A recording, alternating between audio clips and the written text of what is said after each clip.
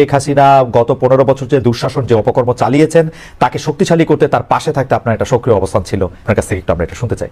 ভারতে পলাতক আছেন মাননীয় প্রধানমন্ত্রী শেখ হাসিনা, এবং আমি বিষয়টাকে আগের থেকে আজ করছিলাম যে এরকম কিছুটা ঘটনা ঘটতে পারে। আমি এই কথা দিয়ে এটা প্রমাণ করতে চাই না যে ওনারা করেছেন দেখে আমাকে করতে হবে, এটা আমি বলতে চাই না। আমাকে দলের থেকে জানানো হয়, সরকার প্রধান থেকে প্রধানমন্ত্রী জানান যে আমার উপরে হামলা হবে। ইট ইজ ট্রু যে আমাকে দেশ ছেড়ে যেতে হয়েছে, এবং আমি যে দেশ ছেড়ে গেছি সেটা জাতির পিতার কন্যা মাননীয় প্রধানমন্ত্রীর একবার না কয়েকবারের নির্দেশের পরিপ্রেক্ষিতে। আমি আমি আমি আমাদের সজীবদের জয় একটা ফেসবুকে যে আমেরিকা গত 2 দিন আগে একটা স্ট্যাটাস দিয়েছেন, 3-4 দিন আগে, অধ্যাপক ইউনূস শান্তির জন্য নোবেল পুরস্কার দেওয়া হয়, যাদেরকে আমরা শ্রদ্ধা করি এবং সারা জীবন করবো। ট্রু যে এরা অনেক ভালো কাজ করেছে, এবং আমি নিজেও চাই যে ভোটের অধিকার হোক। আমি কোনো ধরনের হত্যাকাণ্ডকে আমি সমর্থন করি না, এবং করা উচিত, তাহলে আমি মানুষ হিসেবেই গণ্য হব না। আমরা কি শুধু নেগেটিভ কথা বলবো, পজিটিভ কথা বলবো না? 800 কোটি মানুষ যদি চায় একজন মৃত মানুষকে জাগিয়ে তুলবে, তা তো জাগিয়ে তুলতে পারবে না, তাই না?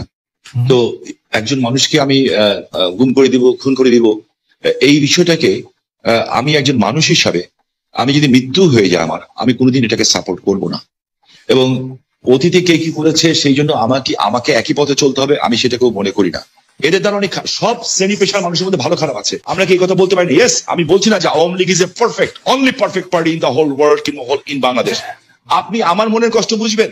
আমার 20 জন লোক মারা গেছে, আমার এই পা পঙ্গু হয়ে গেছে, আমি চেয়ারে বসে নামাজ পড়তে হয়, আমার বাঁ পাটা উড়ে গেছিল, ঠিক আছে? সেইখানে আমার সরকারের ক্ষমতার সময় না যে চার্জশিট দেওয়া হয়েছে, সেই চার্জশিটে আমি যে সাক্ষ্য দিয়েছি, সিআইডির যে অ্যাডিশনাল এসপি সে আমার সাক্ষী বদলি দিয়েছে। আপনি নিজেও লয়ের ছাত্র, আমিও লয়ের ছাত্র, আমি বলেছি this is not my witness. আমি চাই না যে একটা ছাত্র সারা বছর লেখাপড়া করলো, সেও পরীক্ষায় পাশ করলো, আরেকজন পড়ালেখা করলো না, সেও পাশ করলো, এটা আমি চাই না। আমি দেখেন, আমি মার্কিন যুক্তরাষ্ট্রের মতো একটা রাষ্ট্রকে আন্ডারমাইন করার কোনো কারণ থাকতে পারে না, কারণ পৃথিবীর মধ্যে এটা অবভিয়াসলি একটা শক্তিধর দেশ না, একটা গণতান্ত্রিক রাষ্ট্র বলা যায়। যে আমার কাছে না কিছু মাঝে মাঝে অবাক লাগে যে মানুষের চরিত্রটা দেখতে, পৃথিবীর সব দেশের চরিত্র দেখতে ভালো লাগে। আমার কাছে মাঝে মাঝে আশ্চর্য হই যে আমরা কত রঙের মানুষ, আমরা আর কত নেগেটিভ কথা বলবো। আমরা পরে যখন আবার আপনার কাছে আসবো বিএনপির সাথে বর্তমান আপনার সম্পর্ক এবং সেইটা নিয়ে আমরা কথা বলবো, তার আগে আমরা একটু জনাব আন্দালিব রহমান পার্থের সাথে আমরা একটু কথা বলতে চাই। জনাব আন্দালিব রহমান পার্থ, আপনি একজন রাজনীতিবিদ হলেও আমি আপনাকে খুব রেট করি একজন রাজনৈতিক বিশ্লেষক হিসেবেও, যে মানে যেহেতু আপনি টক শোতে প্রচুর আপনাকে কথা বলতে হয়, অনেক প্রশ্নের জবাব দিতে হয় এবং অনেক ক্ষেত্রে আপনাকে বিভিন্ন ভবিষ্যতে কথা বলতে হয়, এবং এর অনেকগুলি আমার স্বীকার করতে দ্বিধা নেই, অনেকগুলি মিলেও যায়। আমি এই জন্য আপনাকে একটু একটু একটু ফরওয়ার্ড লুকিং প্রশ্ন করতে চাই যে গত কয়েক বছর ধরে জনাব তারেক রহমানই আসলে বিএনপির হাল ধরে আছেন। বেগম খালেদা জিয়া চিকিৎসার জন্য লন্ডন গেলেন, শেখ হাসিনা জনরোষে বাংলাদেশ থেকে বিতাড়িত। রাজনীতির এই পরিবর্তনটা আপনি আসলে কিভাবে দেখছেন? নতুন নেতৃত্বে নতুন রাজনীতির সূচনা কি হতে চলেছে? বিশেষ করে 90-এর পর যদি আমরা আওয়ামী লীগ ও বিএনপির শাসনকাল যদি বিশ্লেষণ করি, সরকারে বা ক্ষমতায় এলে মানে এটা একটা এই প্রশ্ন বারবার হচ্ছে যে তারা যে গণতান্ত্রিক থাকবেন, কর্তৃত্ববাদী হবেন না, সেরকম কি মনে হচ্ছে? মানে এই নেতৃত্বে যারা আছেন, এটা তো অবশ্যই ঠিক জনাব তারেক রহমানই আসলে 20-22 বছর ধরে অন্ততপক্ষে দলের ডেপুটির হালটি ধরে আছেন, কিন্তু মানে এই নেতৃত্বের ক্ষেত্রে কোনো পরিবর্তন আসছে? ব্যক্তি মানুষ না, আদর্শের, দৃষ্টিভঙ্গির আপনি কিভাবে দেখছেন? একটু আপনাকে ধন্যবাদ খালেদ, আপনি তো অনেক ওয়াইড একটা প্রশ্ন করেছেন আমাকে।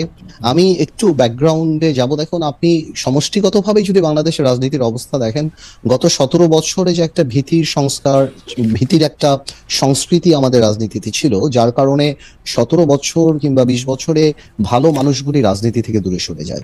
এই কারণে অফকোর্স একটা ভ্যাকুয়াম সৃষ্টি হয় রাজনীতিতে, কারণ 17 বছর আপনি জানেন যে কোনো রাজনীতি করতে গেলেই একটা গুম খুনের একটা ধারণা ছিল, বা মানুষ রাজনীতিবিদদের উপরে কেন জানি এমন, মানে কেন জানি বলবো না, মানুষের যথেষ্ট রিজন ছিল রাজনীতিবিদদের থেকে দূরে সরে যাওয়া।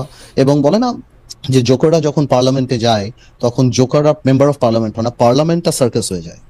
গত 3টা বছর, তিনটা টার্ম অনেকটা এরকমই একটা অবস্থান ছিল।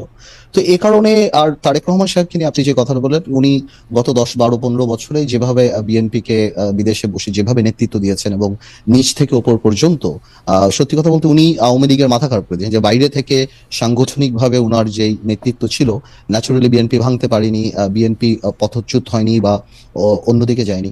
তো সেই ক্ষেত্রে দলের মধ্যে এবং আমি মনে করি সারা বাংলাদেশে ওনার একটা আলাদা গ্রহণযোগ্যতা আসছে। এখন বিএনপি সামনের দিকে যদি ক্ষমতায় আসে, তাহলে বিএনপি কি করবে সেটা নির্ভর করে সত্যি কথা বলতে বিএনপির সমষ্টিগতভাবে বিএনপির মানসিকতার উপরে, বিকজ আপনার ডেমোক্রেসি তো অ্যাকচুয়ালি ইজ আ মাইন্ডসেট। আপনি আপনার বিরুদ্ধের কথাকে সুযোগ দিলে ডেমোক্রেসি থাকবে, আর সুযোগ যদি আপনি না দেন তাহলে ডেমোক্রেসি থাকবে না। তো এটা সম্পূর্ণরূপে একটা মাইন্ডসেটের ব্যাপার। এখন বিএনপি যদি ওনার কর্মকাণ্ডে বা বিএনপির কর্মকাণ্ডে যদি সেই রিসিপিয়েন্ট বা ওই রিসিভিং এন্ডে থাকতে পারে বা ওই মানসিকতা থাকতে পারে, এবং এই 17 বছর এত কিছু দেখার পরে যে আপনার রাষ্ট্র পরিচালনায় ব্যর্থতা বা পতন, বা যেটা পতন বলবো না, আওয়ামী লীগের তো, যেটা আমি আপনাকে আনঅফিসিয়ালিও বলেছি যে আওয়ামী লীগ এমন একটা রাজনৈতিক দল যার বাংলাদেশে শুধু রাজনৈতিক পতন হয় না, সামাজিক পতনও হয়েছে।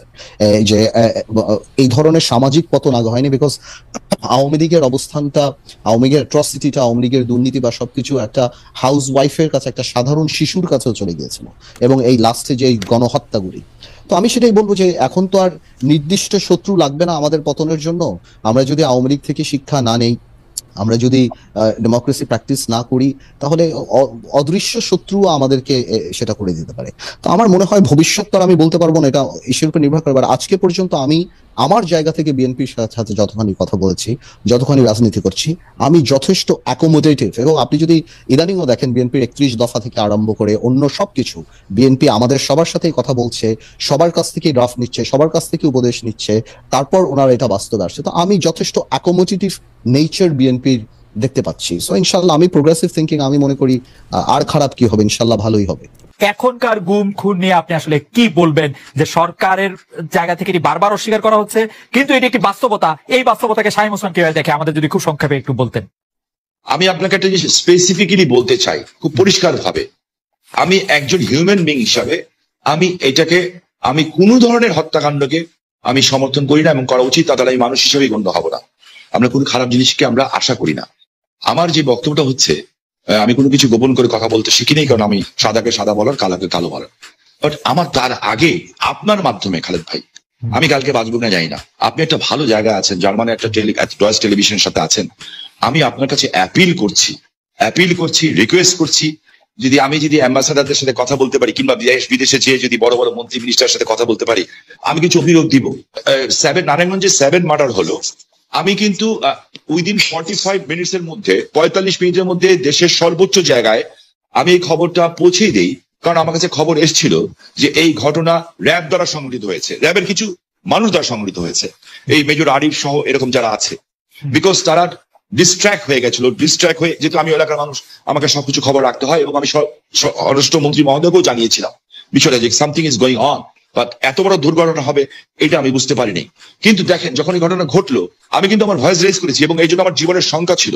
জনাব শামীম ওসমান, আপনার নিশ্চয়ই মনে আছে একরামুল বলে চট্টগ্রামের একজন কাউন্সিলর, তার মেয়ে যখন বলছিল বাবা তুমি কান্না করছো যে, এবং তারপরে যখন তাকে গুলি করে হত্যা শব্দ আমরা শুনলাম, সেই সময়ের মধ্যে কিন্তু আমরা অনেকেই বলছিলাম যে এইখানেই এটি শেষ হওয়া উচিত, কিন্তু এটি আসলে শেষ হয় নাই। জনাব শামীম ওসমান। জি, আমি আপনার সাথে 100% একমত। একজন মানুষকে আমি গুম করে দিব, খুন করে দিব, এই বিষয়টাকে আমি একজন মানুষ হিসাবে, আমি যদি মৃত্যু হয়ে যায় আমার, আমি কোনোদিন এটাকে সাপোর্ট করবো না।